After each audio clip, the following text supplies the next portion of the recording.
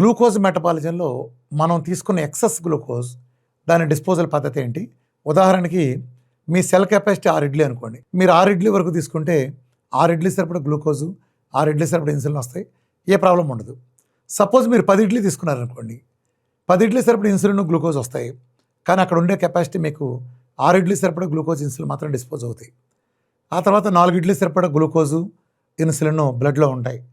So system rules ప్రకారం excess glucose రక్తంలో ఉండటానికి వీల్లేదు కాబట్టి దాని పక్కనుండే ఇన్సులిన్ అనే మదర్ ఆఫ్ ఫ్యాట్ హార్మోన్ ఆ ఎక్సెస్ గ్లూకోజ్ని ఫ్యాట్ కింద మార్చి ఎడిపోస్ టిష్యూలో ట్రైగ్లిజరైడ్స్ ఫార్మేట్లో సేవ్ చేస్తుంది. అయితే ఫ్యాట్ సంచి ఖాళీ ఉన్నంత వరకు ఫ్యాట్గా మారి ఎడిపోస్ టిష్యూలోకి వెళ్తాం ఒక పద్ధతి, లేదా అది కూడా నిండిపోయిన తర్వాత రక్తంలోనే గ్లూకోజ్ నిలవంటూ రెండో పద్ధతి.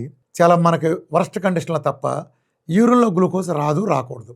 ఎలా వచ్చిందంటే డయాబెటీస్ కండిషన్ బాగా ముదిరిందని మీనింగ్. నేను చెప్పిన నార్మల్ కోర్సులో గ్లూకోజ్ మెటబాలిజంలో ఎక్సెస్ గ్లూకోజు మీకు యూరిన్లో రాదు. ఇది గ్లూకోజ్ మెటబాలిజంలో అదనపు గ్లూకోజు డిస్పోజ్ అయ్యే పద్ధతి.